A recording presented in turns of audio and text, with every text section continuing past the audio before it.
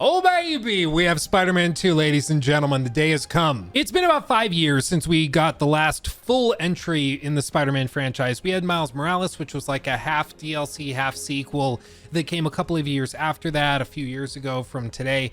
But now we get the full next generation, or I guess current generation Spider-Man game that we've all been anxiously awaiting. And you know what? I'm just gonna get right into it. We will be going through the first little tidbit of the game. So if you want just absolutely no story spoilers at all, I guess you can skip to this timestamp just to get to the gameplay section. But for all of you other cool cats and kittens, I cannot believe I just said that out loud. Oh my God. I don't even know where I heard that. What the hell? Okay, moving on. For all of you other people out there, we're just gonna get right into it. And here we go, 2 years ago. Oh, it's Mr. Aussie Boy and the guy from Oppenheimer with only one arm. I wonder who that is, right? Oh, geez.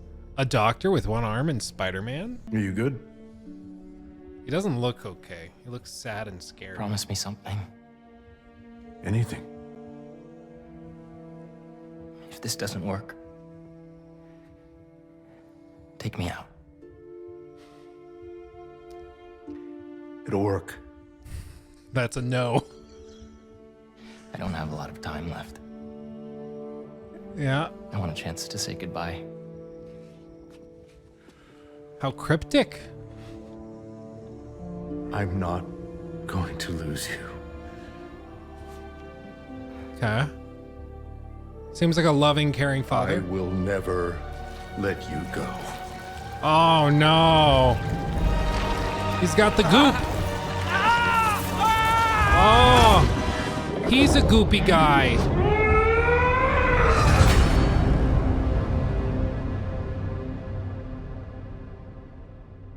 That escalated quickly. I mean, that really got out of hand fast. Now we're in school. That's a throwback. Empire State University college application. Dude, unironically, I remember writing those like application essays. Those are the stupidest thing on earth. Like anybody reads them. It's so dumb. You're gonna let me into college based on a 500-word essay? What are we doing? Oh, Mr. Petey Boy. Good morning, class. We have a new teacher joining us today. Oh, Peter. Oh, his Spider-Man suit is showing. My name's See?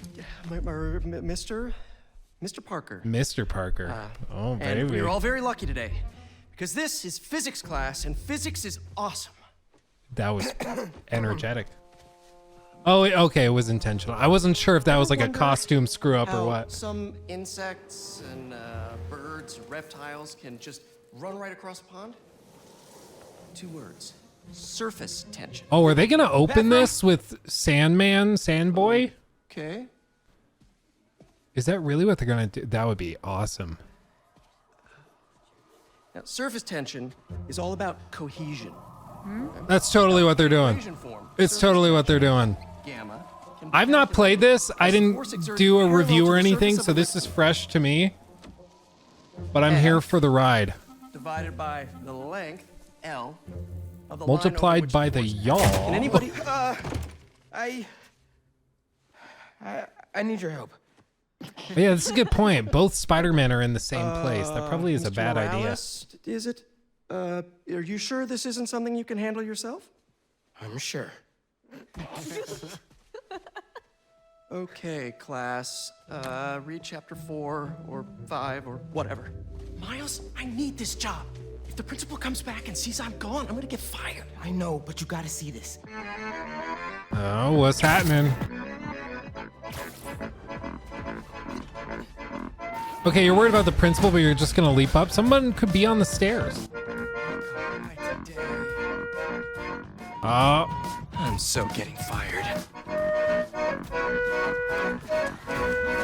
it's good music.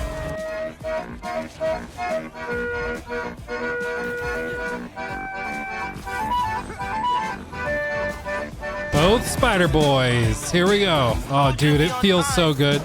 It's fine. It feels stupid good. We know it. Dude, the population density is also crazy high. Look at everybody down there. That's crazy. The gameplay videos make it look really, really smooth and silky, but actually playing it is something else. It's like, it's kind of crazy. So this right now, I believe, is in the fidelity mode. The motion blur helps a lot, but I want to see what it's like in performance mode. Okay, so take a mental note of all this. Okay. And now we're going to go performance mode. There we go. It's probably going to make us go back to the main menu real quick. Yep. So I'll be right back. There we go. Okay, that was instantaneous. I thought we were going to have to cut away, but no. You gotta love the SSDs in these consoles, man. It's crazy. I might actually play fidelity mode, honestly. Like the grain and the sand cloud, it's pretty clear that it's not native 4K. I could probably get used to it, but the fidelity mode actually ran pretty good, and the motion blur helped a lot. So I might actually go back to that for my personal playthrough. I'm not sure, but man, it's crazy how quickly they're able to stream data. Oh wow. Oh Jesus. I mean, that's awesome. That's like super cool to see, but like, wow. Okay. I can appreciate, oh, there's even piles of sand everywhere. I can appreciate though that this is actually like a boss fight where things are changing in the world and it feels like this is an actual threat. In the original game, it always felt like, oh no, there's a boss tearing through New York City. It'll be fine in an hour. You know, nobody was that concerned. This is like actually horrifying. And I'm kind of here for it. Oh God, look at him. Oh Jesus, he threw a tree. Okay, this is pretty sick. I didn't know how they were gonna open this, but this is pretty good. This is cool. I got an idea. Yeah. Oh crap. Punch his nose. Grab his dick and twist it.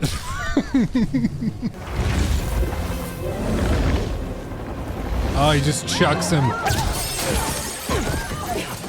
Must be more of a Pilates guy. That was your idea? Never said it was a good one. Okay, yeah, this is pretty epic. Normal day. I'll give him this. Have awkward conversations in the teacher's lounge. Use the stairs, everyone.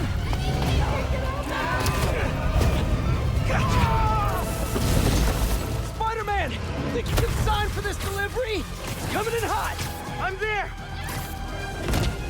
I got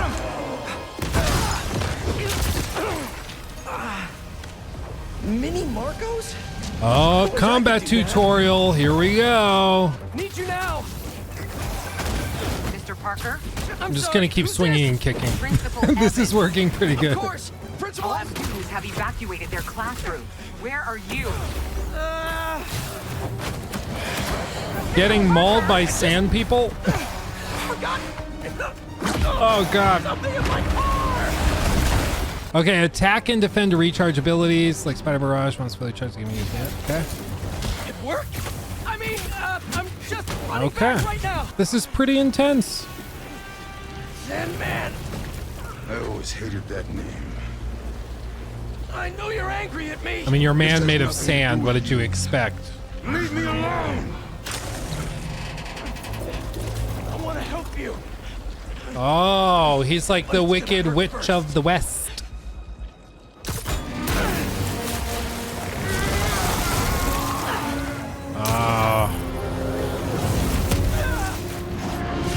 Scared of moisture. Classic.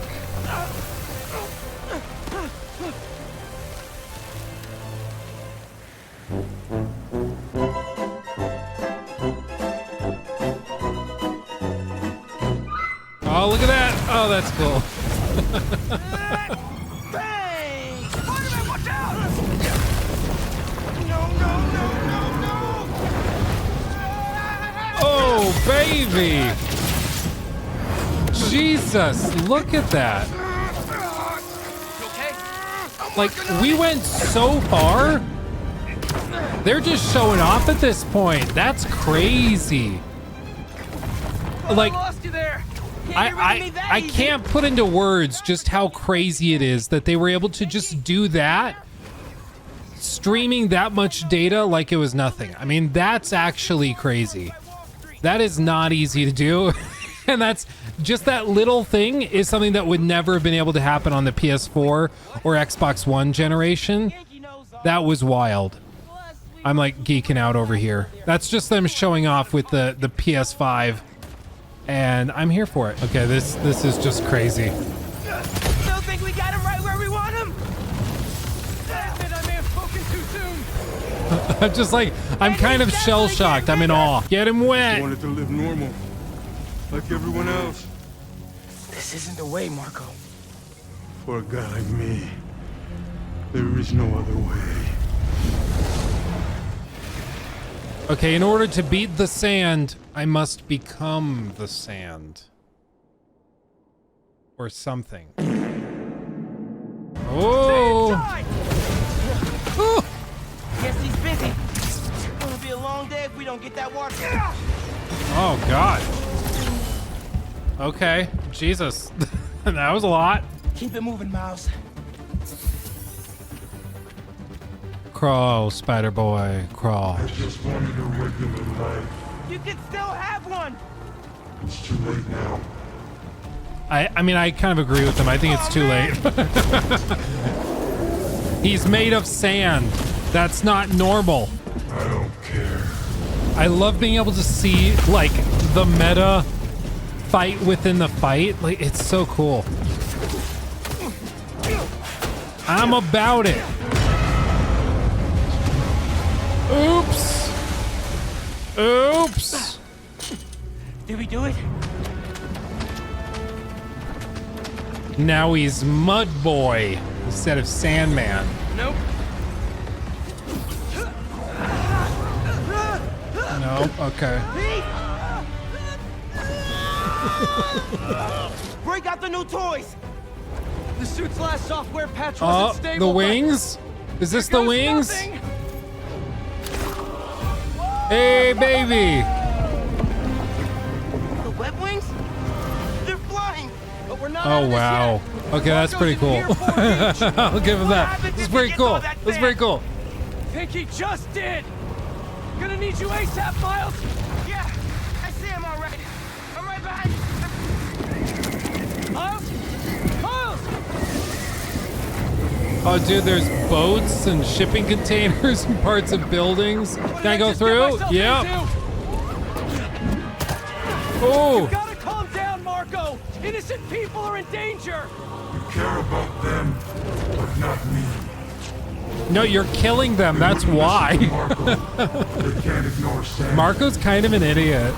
I'm gonna say it. I said it. To the face.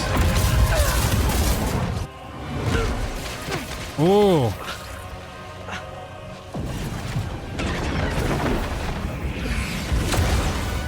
Miles.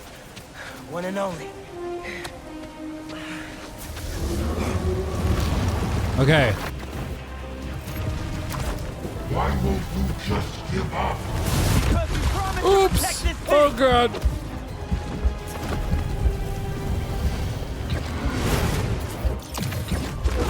To the face, in the eye. Oh, don't you just hate it when you get web eye?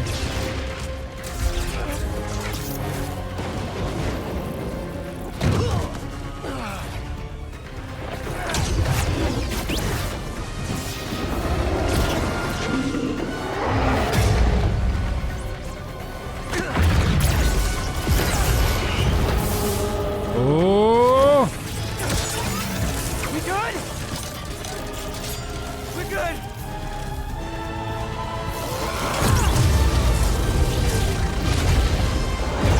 Ooh.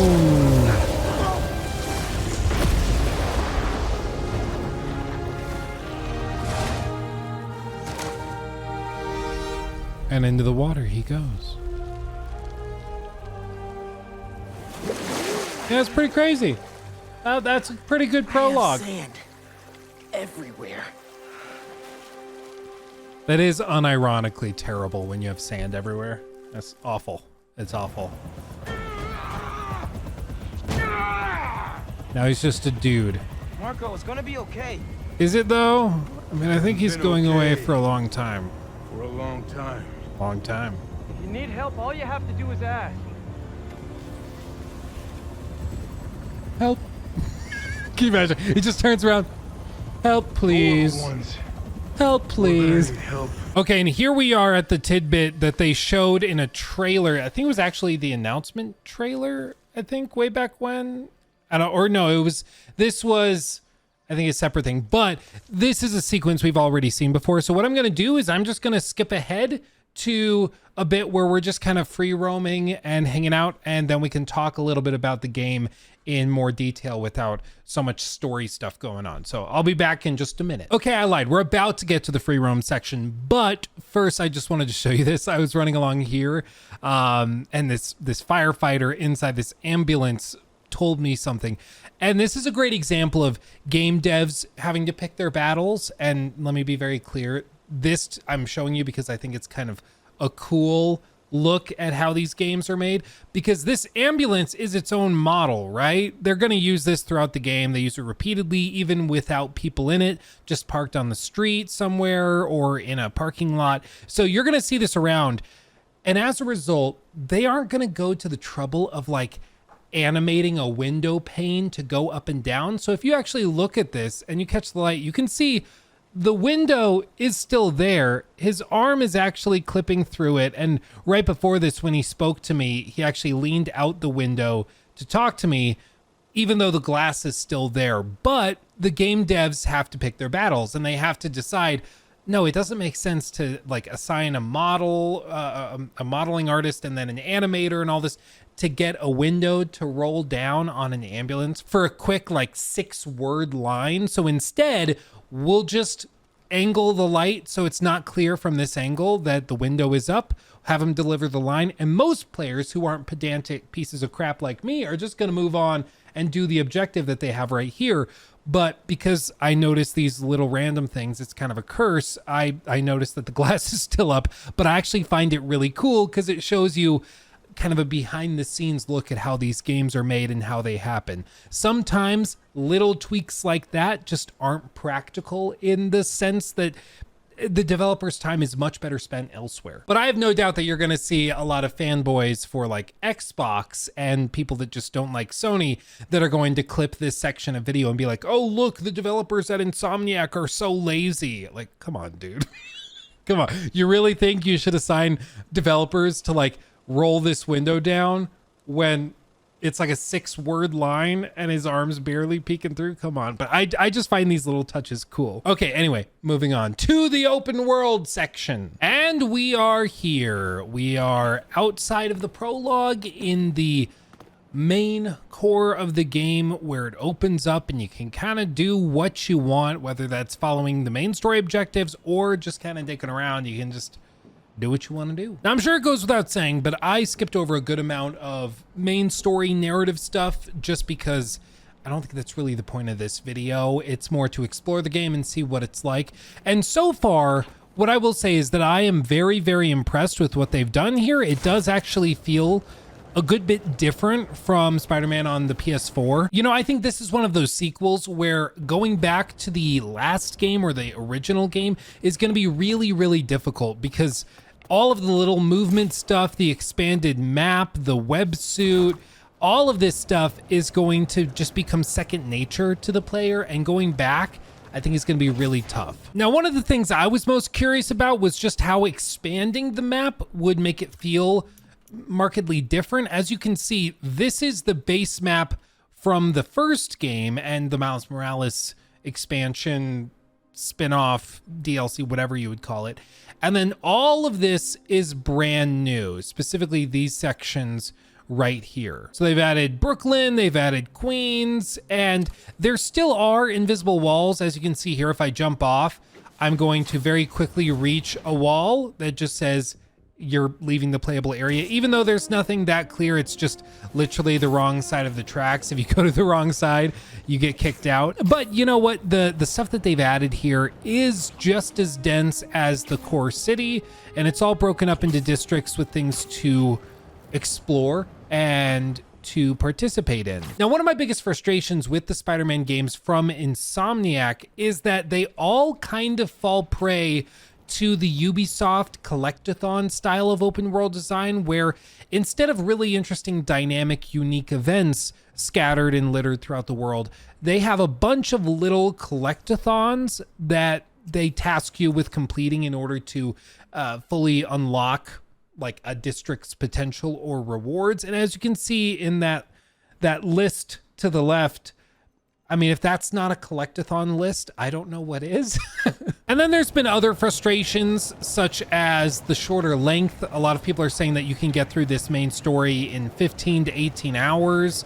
It's like 25 hours to do a completionist platinum run of the game, depending on how good you are with the combat and how often you're stopping to take pictures in the photo mode and stuff like that.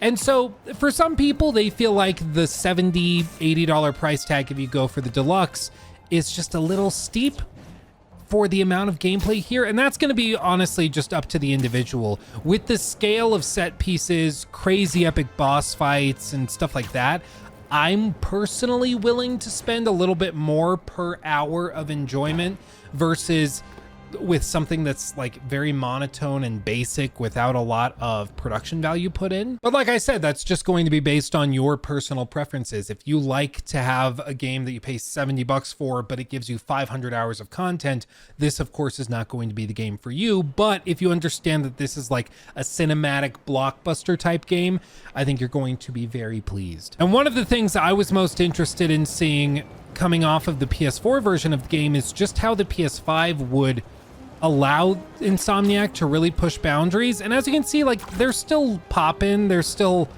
like a lot of pop-in in this particular area as we glide along the beach. But as we saw in those opening sequences, there's a lot of crazy stuff they're able to do with the SSD built into the PS5 that they just simply wouldn't have been able to do before. And so while it's still a video game, there's still going to be pop-in, there's still going to be limitations. It's definitely a good bit improved over what we got in the last game. Probably for me, the most immediately noticeable thing though is just the density of people and then also vehicles. There's way more on screen at any given moment. And if you go back and you try to play Spider-Man PS4, not the remastered edition, but just the base version, you're gonna see that there were like 5 cars in this area that we see dozens and dozens. All the way up around that turn up there, there are cars all along the way. And that's something that just simply wasn't present in the last game. So I'm here for it. And then also the ability to just glide across the Hudson and the bay, like it's crazy to me. It's so weird. Like every Spider-Man game I think I've ever played has limited you to Manhattan. I don't think I've ever played a Spider-Man game where you could go across the bridges and stuff. So it's always been a thing where like, if you're Spider-Man, you don't cross the bridges, you just can't. It's gonna be an invisible wall, or you're just gonna kind of tread water and not be able to go any further. But now you actually can, and it's kind of trippy. One thing I will say though, that I don't remember from the last game, is that they really seem to have doubled down on the Tom Hollandification, we'll make it a word, of Peter Parker, where they were trying really hard to make him like quirky and funny. Oh my God, he's so quirky. And it's driving me crazy. Like Peter Parker so far has had at least a half dozen lines that actively made me cringe, where it's clear they're trying to be funny. Like Peter Parker is beating up some goons who are robbing a gun store in Manhattan. And he's like trying to tell them, you know what? We're not going to do a gun club anymore. Let's have a compliments club and start complimenting each other instead. Because compliments are nice, don't hurt people, and are free. Wouldn't that be fun? And I think they're trying to be funny with it, but it just comes off as weird as he's fighting people that are like trying to shoot him. It's like Tom Holland mixed with Taika Waititi writing, all wrapped in a bundle of Iron Man. And also, I guess you could toss in maybe a sprinkling of Andrew Garfield Spider-Man. And I personally hate it. Like, I cannot stand it when characters we're supposed to take seriously are in very serious situations that they don't take seriously. Like it immediately pulls me out of any sense of immersion I have, because I'm like, hey, like they have these human beings at gunpoint held hostage and we're just gonna crack jokes about stuff. Like it drives me up the wall, and I wholly blame Marvel. Marvel has done this for like 15 years at this point, and now everybody thinks that they should do it. And I know technically this is Marvel's Spider-Man, so shocker they're doing this, but it still drives me crazy. And I hope that they eventually snap out of it. But like I said, I don't remember there being like a lot of cringe writing and lines in the last game, which makes me worried that this is like a new direction they're taking, and I'm not here for it. What I am here for, though, is the level of detail that they're able to draw on screen. Like, look at this. This is insane. Like, I keep looking at the recording on the left monitor and the game in front of me. It's just crazy the level of detail they have in the city. Like, I'm looking for things to nitpick, and I'm frankly not really seeing anything. Like, oh, there's aliasing right there above Spider-Man's head. If you look really closely, there's a little bit of aliasing. Oh, geez, cancel the game now, 4 out of 10. But like, really, this is shocking how much detail they're drawing on screen at any given frame. It's wild. And so, setting cringe writing aside, I will give Insomniac credit that they seemingly have become the new, I guess you could say, like tech demo studio. It used to be Naughty Dog before Naughty Dog apparently stopped developing games because now they are doing a multiplayer game that got canned or sat on ice indefinitely, and then they're also doing remasters nonstop. So they did The Last of Us Part 1. Now allegedly they're working on The Last of Us Part 2 remastered, which I don't even know what they would remaster. The game still looks amazing. Anyway, they used to be the studio that really pushed the boundary visually and technologically, that just made every other studio look like they weren't even trying. And in this case, I think Insomniac has become that for Sony, at least this generation this far, where they are really showcasing what the PS5 is able to do. And it's really, really impressive. It's cool to finally see these games that were built for the hardware from the ground up, from day one. Were not built to be PS4 cross-gen titles, were meant to be games for the PS5 audience and customer base, and I love it. Don't mind me, just Spider-Man walking through, we're chill. Also, I love the ray tracing even in performance mode. Like, how cool is that? That's awesome. I mean, yeah, it's at like 1/8 resolution or 1/4 resolution or something, but I'm still here for it. It's pretty cool. You know, it is crazy to me that we've had to wait 3 years basically for these games built for the PS5, because we're going on like close to halfway through this entire generation, and we're just now getting these games built for the generation. But you know, that's what happens when you have a worldwide pandemic that happens right at the start of everything. So I guess we shouldn't be that surprised. And I guess the last thing to address is the Metacritic score and what critics and people who have reviewed the game are actually saying about it. And I actually had a segment on my podcast I do with the one and only Jor Raptor, where we talked about Spider-Man 2, and it was interesting because Jor Raptor has actually played it. He's reviewed the whole thing, so he had his full insight, and he said that he would give this game an 8 out of 10, which is actually the same score that IGN gave it. And his argumentation was basically that it doesn't feel as though it's a huge step forward. It feels very, very safe as a sequel. It doesn't feel like they were really pushing the boundary. It just feels like they were trying to do Spider-Man 2, put some big flashy stuff in it, give fans what they're looking for and nothing more. And for a lot of people, that's going to be more than enough to make this their game of the year. But for people that have played like a lot of games this year, like Baldur's Gate 3 or Tears of the Kingdom or that new Kong game, which is a real contender for the worst game of the year. I'll have links to that below. I did a video just like yesterday, as of the time that you're seeing this, on that game. It's truly horrible. Links below again. But for those players who have played a lot of these games, this probably won't stand out as much, considering that they played it pretty safe. But also, I just want to be clear that an 8 out of 10 is still great. That's still a great score by most definitions. It's still a very good game.